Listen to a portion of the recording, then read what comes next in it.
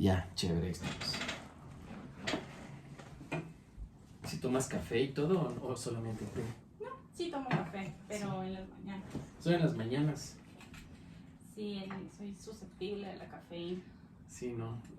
Yo más soy, no susceptible a la cafeína, sino más, hablábamos con una amiga que la segunda taza de café del día me da acidez. Sí, Ajá. yo me pongo como nerviosa, así como... Te da full ansiedad, Ajá, sí. me da ansiedad. Listo. A ver, entonces vamos a hacer una prueba chiquita de sonido. Okay. ¿Y qué onda ya? 1, 2, 3, Javier Echeverría, estoy con... Hola, soy Andre. Vamos viendo. 1, 2, 3, Javier Echeverría, estoy con... Hola, soy Andre. Perfecto. ¿Súper bien? Súper bien. Ahí estamos. Listo. Entonces vamos a empezar. Ya como te digo, o sea, si es que no te regreso a ver, no es que no me interese lo que dices, ¿ya? Eso es lo que quería. Ya.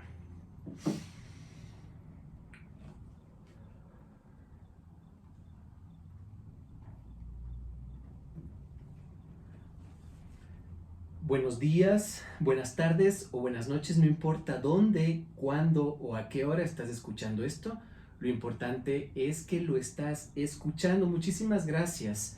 Episodio 5, capítulo 5, temporada 2, Gente como un podcast.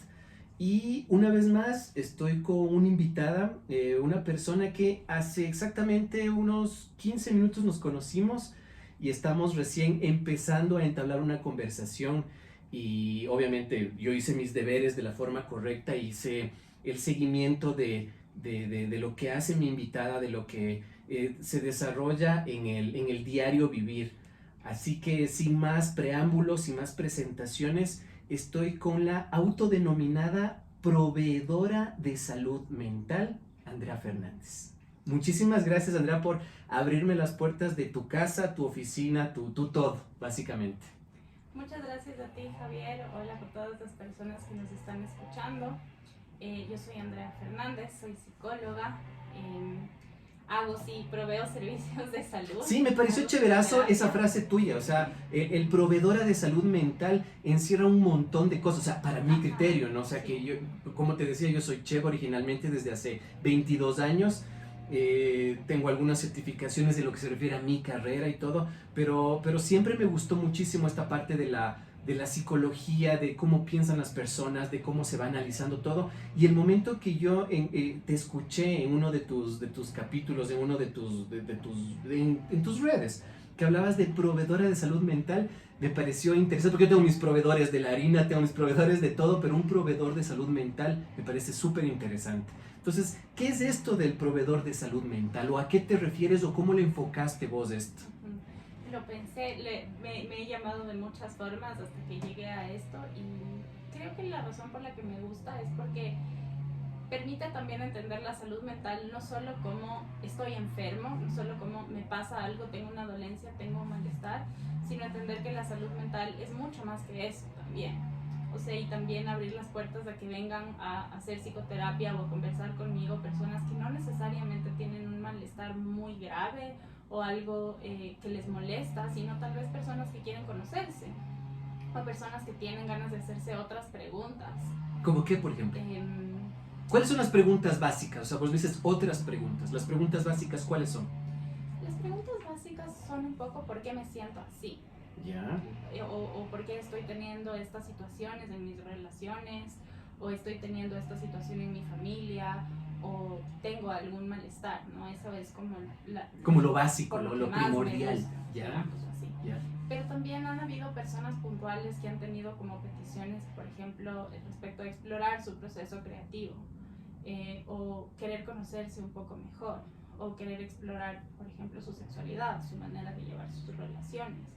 Entonces sí creo yo que la psicoterapia y en general la salud mental permite o es un paraguas que puede acoger también estas otras preguntas. Yeah. Y para mí es difícil como dedicarme a una sola cosa, a mí me gustan muchas cosas. Yeah. Entonces he tratado de que todo esto confluya también en mi trabajo. O sea, tu trabajo básicamente es que la persona que llega acá salga conociéndose, autoconociéndose. De acuerdo. Sí, ese es el punto. Para mí eso es más importante que cualquier otra cosa. Que salga sintiéndose mejor. No es necesario sentirse mejor, entonces. Diría que desde el principio que uno empieza a hacer un ejercicio de autoconocimiento, tenemos que estar preparados para entender que no todo lo que vamos a encontrar nos va a hacer sentir felices. Entonces siento que la felicidad o el bienestar es una cara, es una parte, y es una parte muy linda y es una parte muy importante a la que no creo que nadie deba renunciar. Yo no quiero renunciar, pero no creo que por sentirnos bien debemos evitar hacernos preguntas que tenemos que hacer. Ya. Interesante esto. O sea, no importa lo que hagas, solo importa lo que creen que hiciste. Sí. Básicamente, ¿no es cierto? O sea, es como que tienes que sentirte vos bien, tienes que hacer las cosas de la forma correcta según tus prejuicios, según tus parámetros, según no sé, tu historia, tus ancestros, todo esto, pero a la larga, ¿en qué momento vos crees que se rompe todo esto para poder decir, ok, ¿qué es lo que tengo que hacer? ¿En qué momento se rompe esto? Ajá. Esa es una buena pregunta. Creo que es muy diferente para cada persona. O sea, creo que es tan subjetivo esto de en qué momento. Para muchas personas esto, el momento en el que esto se rompe es a partir de una crisis muy fuerte, por ejemplo. O sea, como una persona que vive algo tan fuerte que dice, no, o sea, yo ya no quiero seguir viviendo más así. O para otra persona puede suceder en el momento en el que conoce una nueva pasión y se da cuenta que esto le enciende una chispa que antes o hace un montón de tiempo no tenía. No lo hacía, claro. Entonces no siento que es como una sola cosa la que puede como hacer este proceso o este ejercicio de que se despierte. O sea, pueden ser varias cosas. Va a depender de la persona, va a depender de todo. Sí, porque estos sentimientos, yo me he dado cuenta o sea, de lo que estábamos conversando, de todo este proceso, yo me he dado cuenta que hay muchas cosas atávicas, o sea, muchas cosas que vienen de antepasados de mi familia, que han marcado la persona que soy, obviamente, sí, la persona que soy, pero en algún punto esa persona que soy no me gustó. Dije, ok, entonces algo más tiene que haber en esto. O sea, el Javier Echeverría que estoy viendo en el espejo tal vez no es la persona que realmente quiero ser, si es la que me toca ser ahorita, ¿sí? Entonces sí pienso que hay muchas cosas por entender, por todo, pero el momento que empiezas a conculcar todas las ideas, dices, tal vez es lo incorrecto, es la forma correcta, es la forma en la que tengo que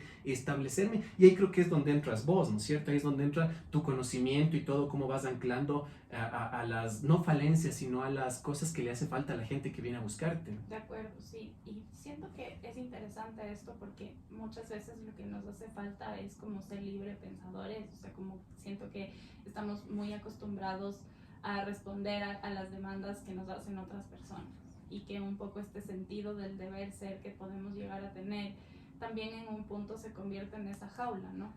Y es interesante entender que no es que el deber ser debe desaparecer, pero sí creo que es importante replantearlo a lo largo de la vida, porque lo que se espera de nosotros no siempre es lo que queremos y creo que es difícil autovalidarte, como hacer este ejercicio de afirmar lo que tú deseas sin un acompañamiento, no necesariamente un acompañamiento terapéutico, pero sin un otro que te diga, afírmate, o sea, está bien que lo hagas. Ya. Y ahora, yo siempre, o sea, como te decía, siempre, yo tengo mi psicóloga, entonces con mi psicóloga hemos conversado muchísimas, ya, algunos, van a ser 2 años que estoy en terapia conversando con ella, pero ahorita en confianza con vos, que también estás enfocada en todo esto, todo lo que vos predicas, todo lo que vos lo haces con tus pacientes y todo esto, lo aplicas también en vos. O sea, vos puedes decir que tu vida está completa, que está siendo, que el camino que te marcaste en algún momento lo estás cumpliendo, ¿sí? Me encanta esta pregunta y creo que es difícil de contestar porque hay que comprender que hay como un bagaje teórico que llega a la vida de los psicólogos cuando hacen sus formaciones y como sus estudios, pero también hay que vivir, ¿no? Exacto, o sea, por eso es lo que te decía, porque, por ejemplo, hay la típica frase que es en casa de herrero, cuchillo de palo, ¿me entiendes? Entonces, por ejemplo, yo cuando trabajaba en el crucero, por ejemplo, trabajaba en un crucero en el que hacíamos los mejores langostas, los mejores lomos para el cliente, wow, toda la comida así súper, súper wow, y de pronto yo iba a comer arroz con atún porque no había más, ¿me entiendes? Porque no teníamos tiempo, porque ya no alcanzó, lo que quieras. Entonces ahí aplica esto. En el caso de tu profesión también se ve desde ese punto de vista ciertas cosas. O sea, vos puedes decir, sí, para que seas feliz necesitas hacer esto o esto y esto, pero de pronto vos dices, ok, yo no puedo hacer eso. O sea, es un proceso y como te digo, creo que en algunos puntos del proceso he sido más fiel a mí y en otras menos, como todo el mundo, ¿no? Yo he compartido abiertamente que yo he sufrido de ansiedad como a lo largo de mi vida. Yeah. Un poco yo empecé a experimentar ansiedad en los inicios de la universidad. ¿Cuántos años tienes vos? Yo tengo 29 años. 29 años. O sea, más o menos mi primera reconocimiento de que yo estaba viviendo ansiedad fue hace unos 10 años. Y creo que ha sido difícil transitarlo también, porque como este deber ser del que yo estaba hablando se revierte hacia mí, es como una psicóloga no debería ser. Eso, exactamente, eso es lo que te decía. Pero creo que con el tiempo y un poco también encontrando estos lugares donde yo quiero afinar mis herramientas o mis habilidades, he podido encontrar cosas que me sirven a mí, tanto para gestionar mi ansiedad como para poder ser más tranquila, como más compasiva, menos exigente, menos perfeccionista cuando sí me siento ansiosa. Lo que sí puedo decirte es que esta idea de que como a los psicólogos no nos pasan cosas o no nos deberían pasar cosas, o quizás como validar la calidad profesional respecto a la vida personal, también es como una cosa muy fuerte que pasa socialmente. Entonces a mí sí me gusta como romper un poco eso y reconocer que todos, sobre cualquier otra cosa, somos seres humanos. Y aquí todos estamos viajando juntos. Claro, exacto. Todos estamos por primera vez en esta vida. O sea, Claro. no sabemos cómo funciona el asunto. Entonces obviamente yo a veces también me he sentido así. Y han habido como procesos de renovación que he ido haciendo. He tenido dificultades con mi familia, he roto con mis parejas, claro, o sea, obviamente. He vivido cosas, ¿no? Yeah. Y siento que ahora estoy en un momento en el que puedo decir como, ok, tengo como ya una experiencia para entender la vida como desde una mirada diferente. Cuando yo empecé a trabajar y era mucho más joven, sí sentía que habían cosas que, no sé si no entendía, pero no había experimentado. Ya, wow, dices mucho más joven. Yo te llevo 10 años y me siento ya... Es que imagínate, yo empecé a trabajar cuando tenía 23 años. En esto directamente, en lo tuyo. Ajá. ¿Vos estás enfocado en qué parte de la psicología? ¿Cuál es tu fuerte específico? Porque obviamente la psicología abarca millones de ramificaciones. Lo tuyo, tu especialidad, ¿se puede llamar qué es? Bueno, yo tengo una especialidad en una técnica puntual que ayuda a las personas a hacer un procesamiento de las emociones que han tenido a lo largo de su vida. Y por lo tanto también es un procesamiento del trauma. Sí, te enfocas mucho en el trauma, ¿no? Ajá. O sea, siempre como que vas por ahí tú. Para mí es importante como traer a la luz esta perspectiva del trauma, porque mucha gente habla sobre el loco, ¿no? Como el enfermo mental, que ¿quién sabe por qué su mente está así? Pero no es así. Y desde mi perspectiva, nosotros acarreamos un bagaje social traumático desde un montón de perspectivas, o sea, qué les pasó a nuestros ancestros, cómo son nuestros gobiernos, cuál es la religión dominante, cuáles son los valores que nos inculcan, y todo eso tiene que ver con estas emociones que reprimimos, y todo eso también tiene que ver con las experiencias traumáticas que tenemos. Entonces yo diría que ese es como el lugar en el que yo me especializo, pero trabajo con niños, con adolescentes y con adultos jóvenes. Ya, ese es como que tu fuerte, o sea, sí. Ya, chévere. Wow. O sea, no es únicamente de estar en el camino de la vida y nada, sino es todo, o sea, todo va sumando para que seas la persona que eres, lo que vos dices, los gobiernos, tu familia, tu entorno, todo esto. En tus 29 años que has estado ya en esta vida, ¿cómo ha sido tu vida estos 29 años? Qué buena pregunta. Yo he pasado mi vida estudiando. ¿Sí? Y eso es algo que me gusta y que al mismo tiempo a veces digo como quisiera, no sé, como quisiera ser una de estas personas que viaja y que hace malabares en el semáforo. O sea, como a veces quiero experimentar ese Claro. grado de libertad. Ya. Pero yo he pasado muchos años. ¿Y por qué? ¿Es algo que te nace o es algo que aprendiste en el camino? ¿Alguien te inculcó esto? ¿O vos solita dijiste, no, prefiero leer que estar en algún otro sitio? Siento que para mi familia ha sido como esto muy importante, ¿no? O sea, para ellos mi educación era muy importante. Me le dieron mucho énfasis y al mismo tiempo también mi profesión es algo en lo que si no te actualizas... Claro, no.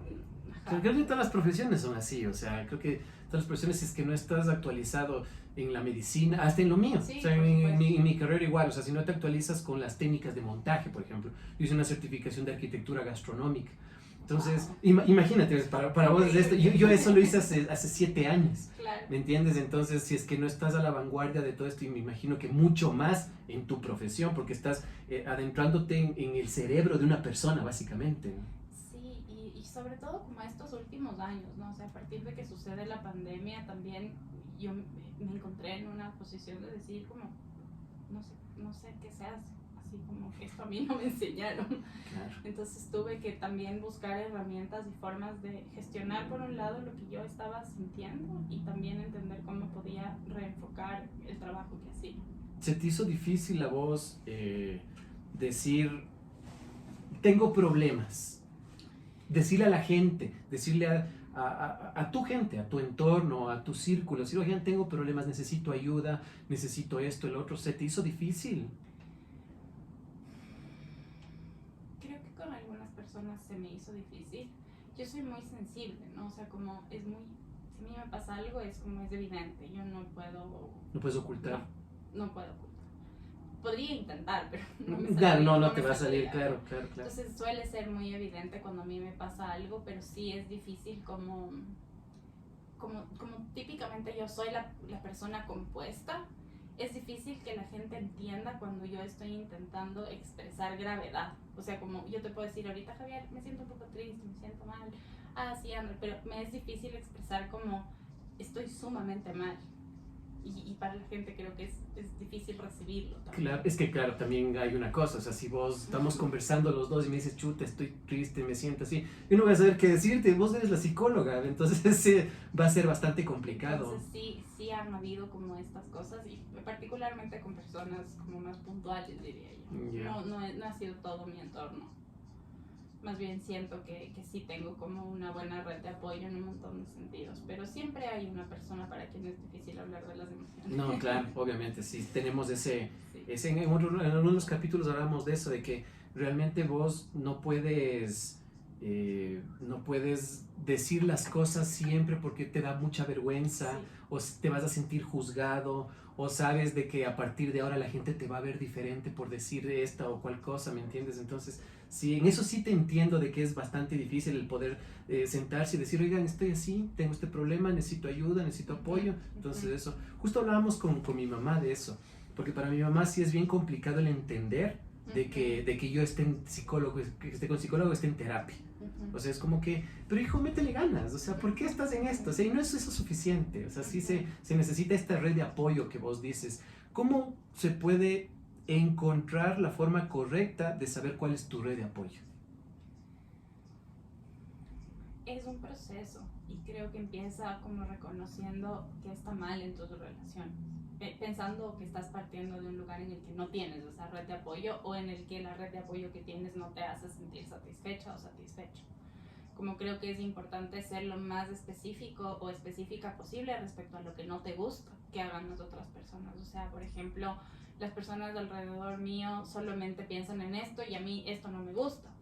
Y poder ser como súper específico, o siento que me rodeo de gente que no me entiende, o siento que no hago cosas divertidas, o sea, como un poco poder puntualizar esas cosas, ¿no? Y luego siento que sí se trata como de un proceso introspectivo, como de poder decidir hasta cierto punto como mirarte a ti, mirarte a lo que tú necesitas y por un momento dejar de mirar afuera, ¿no? Y muchas veces conseguir esta red de apoyo implica también romper con el entorno o con el círculo que tenías. o que tienes, que no te hace sentir Claro, bien. porque decir, de pronto tú tienes tu pareja, tu esposo, tu esposa y de pronto no está dentro de tu red de apoyo, debe ser complicado.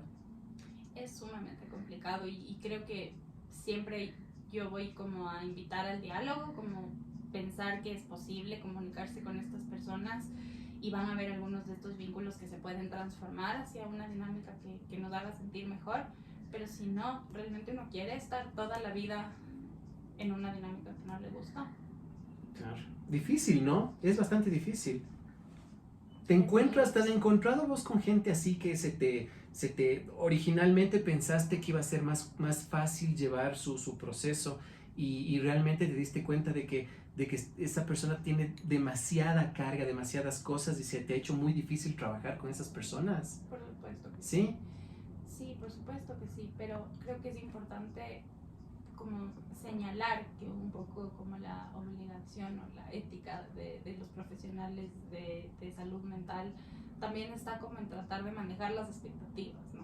O sea, como mientras menos expectativas tenemos sobre nuestros consultantes, podemos ser mejores acompañándoles también.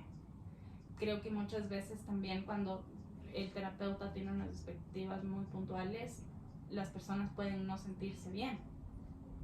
Claro, de hecho, bueno, yo empecé mi terapia con un psicólogo Uh-huh. y en la segunda cita no me sentí cómodo con Uh-huh. él, no me sentí cómodo, o sea, como que no podía soltar, no podía aflojar. Y cuando llegué a la psicóloga que tengo hoy día, la Paulina, me sentí muy cómodo con ella. Entonces, como que empezó a fluir las cosas. Entonces, el trabajo tuyo también tiene que ver con eso. O sea, con ser el totalmente claro y totalmente abierto para que la otra persona también pueda soltar y puedas llegar a un proceso correcto, porque si no, no tiene sentido. De acuerdo, y creo que es importante como entender que un proceso de psicoterapia idealmente te debería conectar con tus fortalezas, con tus recursos. Entonces siento que un poco esta cultura de aconsejar o de dar la solución o de dar la respuesta a veces no nos ayuda a No, para encontrarte nada. con lo tuyo, Claro. ¿no? Entonces yo sí creo mucho en que lo que debemos buscar es la herramienta correcta, no la respuesta. Porque a la respuesta tienes que llegar tú, tengo que llegar yo, tienen que llegar solas y solos las personas que nos escuchan. Pero creo que la herramienta es...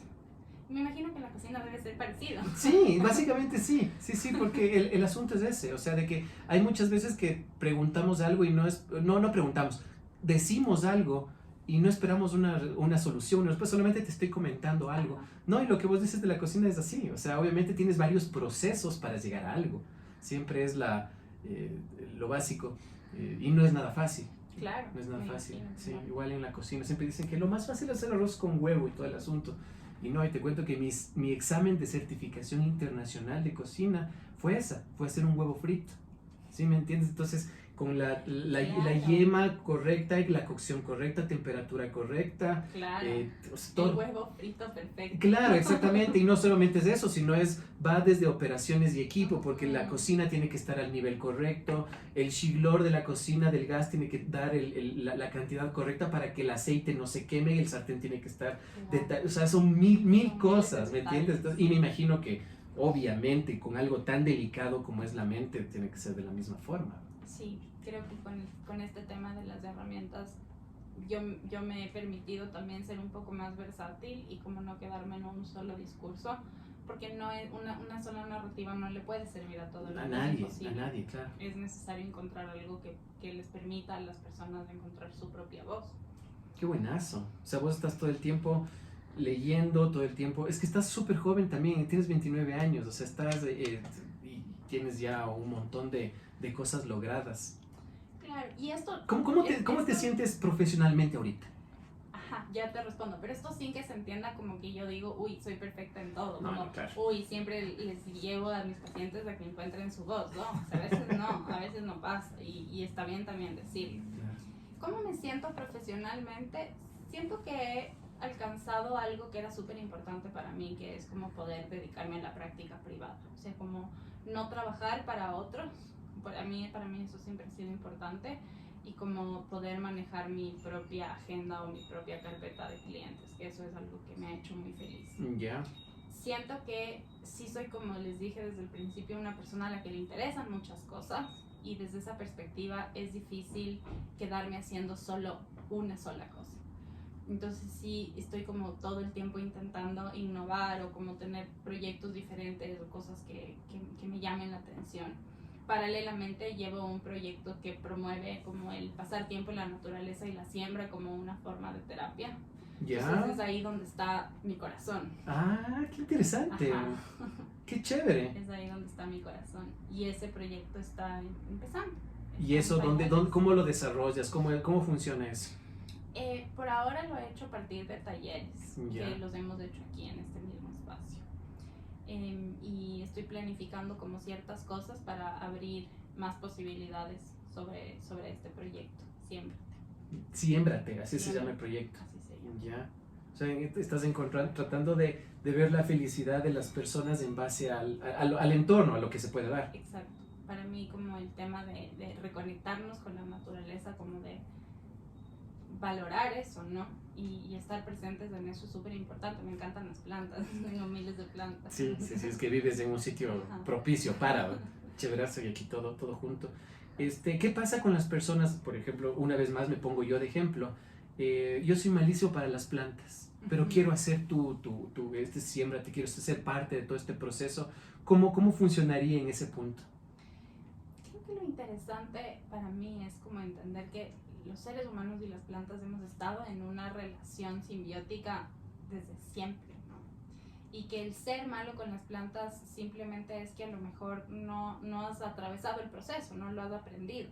Y esto, yo tampoco era buena, se me han muerto miles de semillas, se me han muerto miles de plantas, o sea, estas que tú ves son las que sobrevivieron. Ha sido más un asunto de perseverancia, diría yo. Que Ya. Eso es Gente como todo, entonces como un ejercicio, o sea, tienes que estar constantemente haciendo para que funcione. Porque yo no soy muy afín a las plantas, o sea, las pocas veces que he intentado hacer eso he tenido resultados súper negativos y es como que dices, ok, eso no es lo mío. Por supuesto, pero tal vez, por ejemplo, para ti las plantas son un ingrediente de cocina. Claro. Entonces, como tal vez tú conectas con las plantas desde otro lado. Desde otro punto de vista. Como desde el alimento, que eso es muy importante también. Claro, va más allá de la parte estética, de la parte ornamental, sino va más de la parte de la alimentación. Wow, qué interesante. ¿Dónde estudiaste vos? Yo estudié en la Universidad de San Francisco. He hecho como algunas otras formaciones en otros lugares. Estudié esto que dije sobre brain spotting. He hecho algunas formaciones en línea desde que sucedió la pandemia. Y un poco así han salido mis estudios. Yo no quiero hacer una maestría como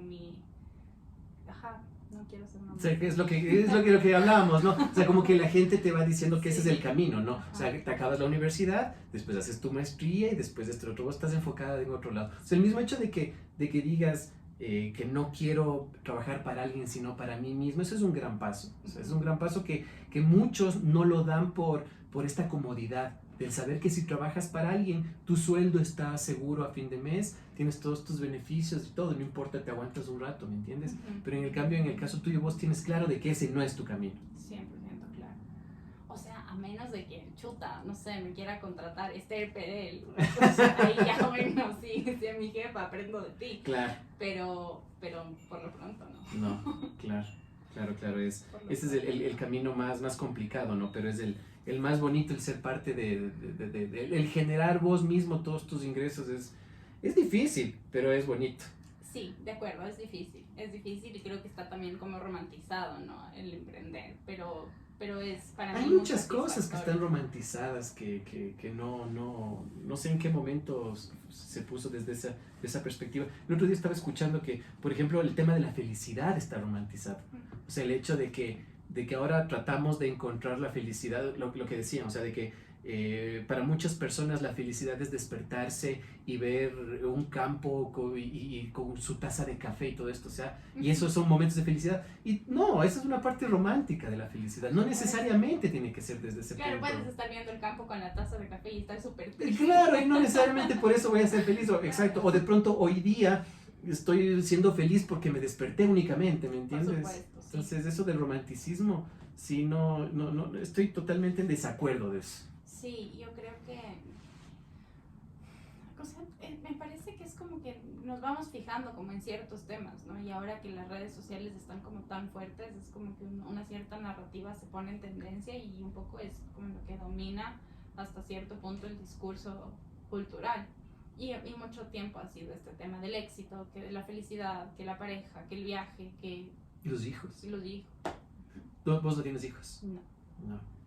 Yo tengo una hija de 10 años. Uh-huh. Ahí te puedo decir muchas cosas que en el transcurso de estos 10 años que estoy con ella, que obviamente aprendí y sigo aprendiendo a ser papá todavía, sí han sido muchos puntos de felicidad. Sin romantizar todo esto de los hijos, han sido puntos. Pero igual me he sentado a conversar con los papás de afines del colegio de mi hija. Y hemos dicho que sí, o sea, yo le amo a mi hija, pero hay momentos en los que no quiero estar ahí. Entonces ahí dejamos este romanticismo de que los hijos son la felicidad, ¿no? Claro que sí. Y siento que es como, o sea, creo que es importante reconocer que la felicidad es una emoción y es transitoria, como todas. O sea, así como uno no puede estar bravo todo el día, todos los días. A pesar de que hay gente que es bien mal genio. Sí, pero sí. Las emociones tienen como un tiempo, ¿no? Y vuelven, vienen y se van. Entonces siento que un poco el decir esta cosa es mi felicidad es como no reconocer que hay una fluctuación emocional que es natural y que tal vez también eso ha sido como estigmatizado, patologizado, ¿no? O sea, como se nos permite solo oscilar entre ciertas emociones, pero hay otros que mejor no vayamos. No vayamos, claro. Es que a veces es más fácil estar enojado que estar triste. Sí. Claro, entonces te pones un escudo que es lo más fácil, lo más simple. Exacto. Y ese es el momento en el que te pones el escudo y en algún punto de tu vida te olvidaste que pusiste ese escudo. En algún punto te olvidas que pusiste ese escudo y esto es como un poco lo que, esto entre otras cosas más, lo que Jung llama la persona, ¿no? La máscara. Como a mí me gusta mucho la psicología analítica, me gusta la psicología junguiana, no he tenido una formación específica, pero leo mucho sobre este tema. Y él dice, ¿no? Como las personas nos relacionamos y nos enfrentamos al mundo siempre con una máscara que es necesaria, sí es necesaria, pero no nos debemos olvidar que hay cosas detrás de esa máscara, que no somos solamente eso, ¿no? Claro, que en algún punto, en un capítulo, conversábamos también con el Cucho con Q. Él decía de que realmente las máscaras no es algo malo. O sea, No. el mantener una máscara, la máscara que te pones para ir a trabajar, la máscara que te pones cuando estás con tus suegros, la máscara que te pones en una entrevista de trabajo y todo, no es la misma máscara que te pones cuando estás con tus amigos, ¿me entiendes? Entonces, creo que está muy mal explicado a la sociedad o está mal entendido por todo el mundo el uso de la máscara. Y sobre todo que hay que sacarse la máscara. No digo con los suegros, ni en la entrevista de trabajo. Esos no son los lugares para sacarse la máscara, pero ¿dónde es mi lugar para hacerlo? Creo que esa por ejemplo, es una pregunta que a mí me parece importante. Como, ¿dónde puedo yo sacarme este personaje? Y un poco regresarme a ver y entender qué más hay atrás de eso. De ese personaje. O sea, ¿en qué punto el personaje dejó de ser importante y se convirtió más importante en la máscara? Así es. Como este cuento, ¿no? Del caballero de la armadura oxidada que no se logra, después no se puede sacar. Y eventualmente pasan todas estas cosas y él se da cuenta que se había como fusionado, ¿no? Yeah. Con esta identidad. ¿Y qué pasa en ese punto? Esto es interesante, ¿no? Porque creo que ese es justo el punto que tú decías antes, como este es el punto en el que uno se pregunta como, ¿qué quiero de verdad? ¿Qué es lo que yo quiero hacer? ¿En qué me quiero convertir? O de qué forma quiero aprovechar la vida. También creo que es importante reconocer que hay veces que no estamos en una situación en la que nos podemos hacer esas preguntas, ¿no? Hacerse esas preguntas es el resultado de habernos realizado en ciertas áreas también, como el de habernos realizado en tener seguridad a lo mejor, o en tener un poco de tiempo libre para poder estar pensar. en esto. O de pronto él está roto. También. Por ejemplo, en el caso mío, yo decido entrar en terapia y todo esto, el momento en el que ya no encuentro una alternativa. O sea, no es que tenía, como vos dices, el tiempo para poder leer, no, fue un momento en el que me desperté y dije, todo está mal. O sea, ya no puedo con esto. Ya no avanzo con esta persona que estoy siendo, no avanzo con esta máscara que estamos hablando, ya no sé por dónde ir, qué tengo que hacer. Entonces, ahí es donde empieza un nuevo, un camino. O sea, el camino que yo alguna vez me marqué, dije, no, este no es, empecemos a hacer otro camino, ¿me entiendes? Y en algún punto parece que se unieron otra vez y se va encontrando un tercer camino que va en relación al segundo. Pero esa es la idea.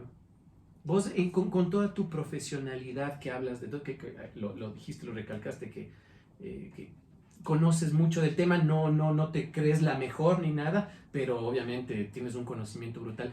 Toda la gente todos tus pacientes, toda la gente que te sigue en redes, toda la gente que está pendiente de lo que vos dices, de lo que vos haces, ¿qué sientes de ellos vos?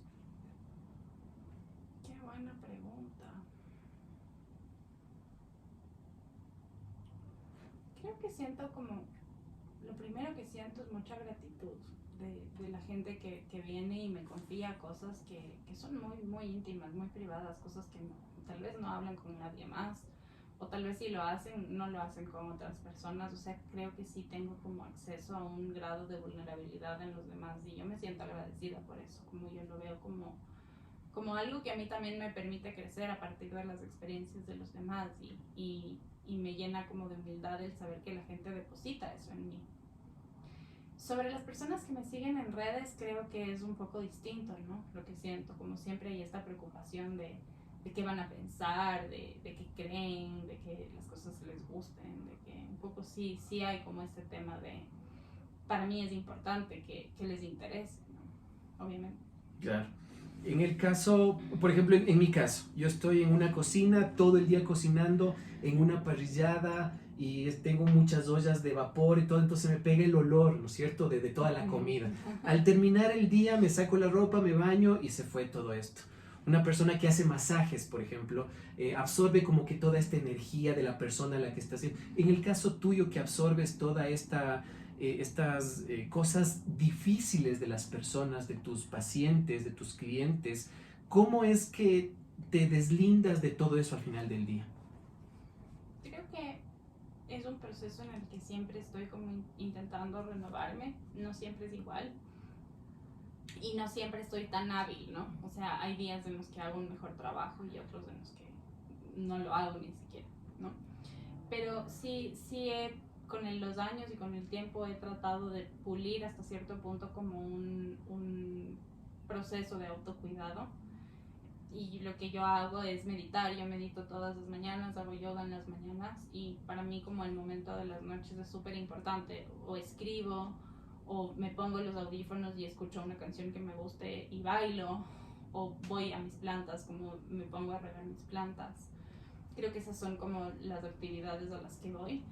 Sí es verdad que han habido ciertas cosas, ciertas situaciones que me han afectado más, que no es suficiente hacer esto, y cuando eso sucede sí hablo con alguien.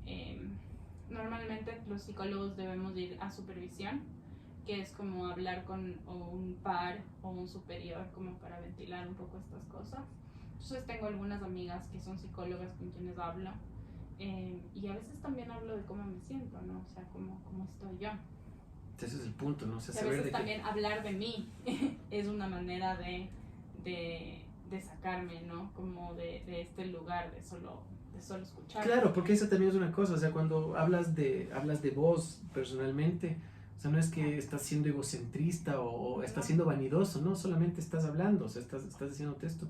Yo te hacía esta pregunta porque lo que comentábamos originalmente, o sea, tenemos el prejuicio de que ciertas personas no son humanos. Por ejemplo, vos vas al hospital y necesitas que el médico te atienda a este rato y vas al dentista y quieres que no te hagan doler y tienes así esas cosas y no te das cuenta que la otra es una persona también el que está al frente tuyo. Y en el caso tuyo que manejas toda la parte mental, la parte psicológica, yo creo que es súper admirable eso, el hecho de que vos puedas tratar de encaminar los pensamientos de una persona y que al mismo tiempo encaminas a esa persona, no te afecte en tu diario vivir. O sea, me parece súper difícil, súper complicado eso. Yo creo que por ahí esa parte de no te afecte es una de esas cosas que está romantizado, porque a mí sí me afecta. O sea, no te voy a decir que me afecta todo, pero han habido cosas en mi profesión que me han afectado y que ha sido el resultado también de sentir empatía con alguien, ¿no? Porque el momento en el que eres intocable, también hay como una sensibilidad que estás, desde mi perspectiva, amortiguando. Entonces han habido cosas que me han tocado y que está bueno que también me toquen, ¿no? Como entender que hay gente que pasa cosas muy, muy difíciles, muy duras, muy desgarradoras, ¿no? Y ayer leí un comentario de una persona que en Instagram, ¿no? Comentaba alguna frase así como de psicología y abajo decía, sí, el trabajo de los psicólogos es quedarse sin trabajo. Como diciendo, el trabajo de ellos es que todos tienen que estar bien hasta que ellos no tengan trabajo. Y claro. ¿cómo así? O sea, ¿qué es? Pues? O sea, ¿qué le pasa a esta persona? Exactamente. Todos necesitamos trabajo. El trabajo de un psicólogo es trabajo. Es un trabajo. Igual que cualquier otro. Claro. Y más que es lo que te decía, y el trabajo es más difícil. Casi me pongo a pelear. Y eso es facilito en redes, es muy fácil hacer eso, caer en ese juego es porque tienes, yo vi que tenías bastantes seguidores y al mismo tiempo tienes bastantes haters, me imagino. No. Yo no sé qué pasa, nadie me dice todo. ¿En serio? Qué chéverazo. Una que otra vez, pero muy saltado. Muy poco. Ah, qué chévere. Creo que también es como yo me he comprometido a un crecimiento natural en redes. O sea, como la cantidad de personas que me siguen a mí son el resultado de muchos años. O sea, yo no he crecido rápido, de ninguna manera. Y no soy una plataforma grande de ningún modo tampoco. Pero eso también ha significado que la gente que está ahí es gente a la que le hace sentido lo que digo. No hay más que todo, en verdad yo he visto en estas últimas semanas, he visto todo lo que estás haciendo, las cosas que dices, los mensajes que das, y tiene muchísimo valor, tiene muchísimo, porque es la verdad, o sea, el hecho de no todo el mundo puede ponerse frente a una cámara y decir las cosas de la mente del otro, ¿me entiendes? Y es bien complicado eso, y el hecho de llegar como estás llegando es bastante, es súper admirable. O sea, te agradezco. Sí, porque en verdad, o sea, para mí, ya te digo, yo en todo este tiempo que he estado en terapias y todo, es algo bien complicado. O sea, el tratar con personas. Yo trato con personas del momento en el que estoy dando un servicio. Y tengo muchísimos problemas porque la gente piensa que porque estoy dando un servicio, yo me convierto en su empleado directamente. Y en el caso tuyo es diferente. O sea, en el caso tuyo, y al mismo tiempo tiene que ser. Es complicado, son personas. Y personas dolidas, personas en búsqueda de algo. Pero no siempre es diferente. O sea, me ha pasado mucho también esto, ¿no? O sea, como que la gente llega con una lista y cúrame de esto. Sí. Y a veces no se puede, ¿no? O sea, y creo que también es importante para los profesionales de toda rama reconocer que está bien poner límites, está bien decirle al otro, es hasta aquí mi rol, ¿no es cierto? Es hasta aquí mi rol de profesional y luego ya empieza mi rol de persona. Y para mí, yo diría, si es que podría elegir como una cosa que ha sido para mí lo más difícil que hacer en mi trabajo, creo que ha sido esa. Ya, o sea, poner el límite. Poner el límite y decir como hasta aquí.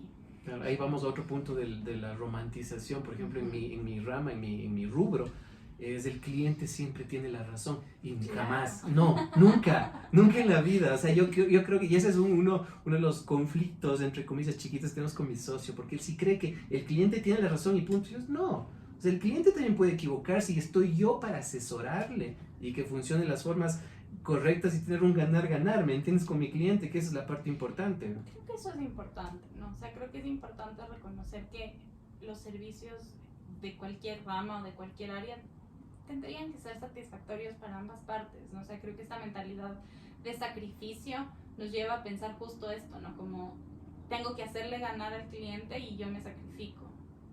Claro. Pero eso no es sostenible. Había una frase con la que yo me crié que decía mi papá, decía, el secreto del triunfo es el sacrificio. Y en algún punto decía, sí, puede ser, pero después vas viviendo y vas entrando en muchos más conocimientos y dices, no necesariamente hay que sacrificarse. Sí, no quiero sacrificar para ser feliz, estar tranquilo, exacto, entonces, y triunfar. Entonces sí, creo que también ese es un punto importante de todo esto. ¿Vos te piensas, te ves, te crees una persona exitosa?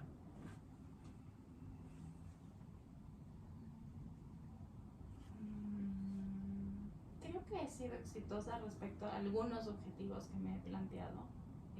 no sé si soy una persona exitosa, porque eso significaría como tener éxito en todas las áreas de la vida que son importantes para mí.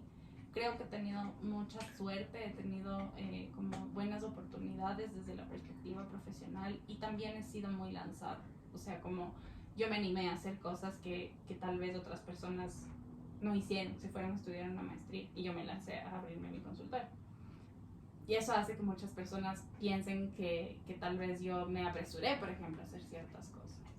Y hay algunas cosas que me he apresurado a hacer, pero todo ha sido un proceso de crecimiento al final. Entonces siento que ha sido una mezcla entre como estas ganas de hacerlo, de solo lanzarme, y al mismo tiempo de haber tenido buenas oportunidades. Que aprovechar las oportunidades, ¿no? Estar en el momento correcto con la persona indicada.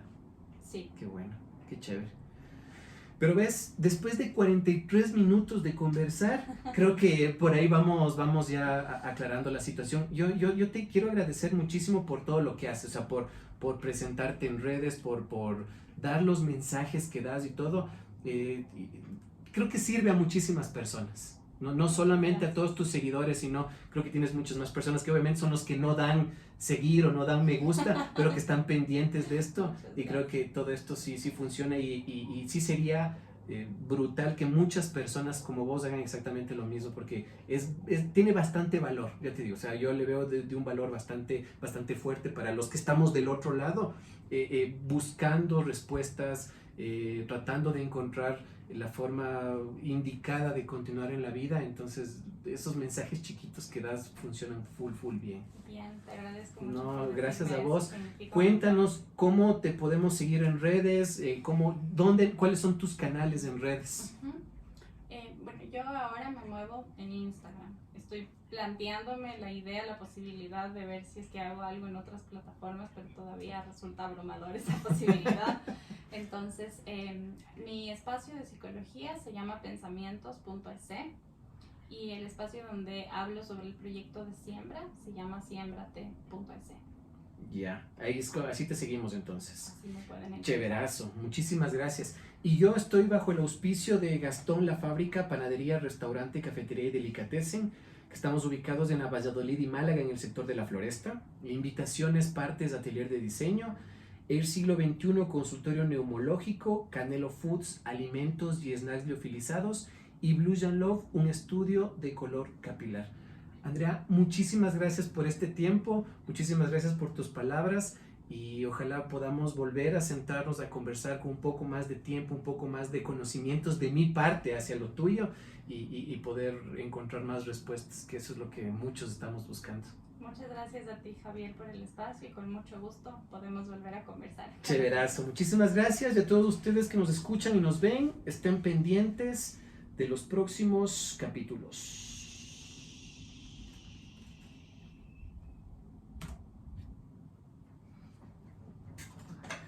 Listo. Wow, muchísimas gracias. Qué bestia. Oye, pasó el tiempo volando.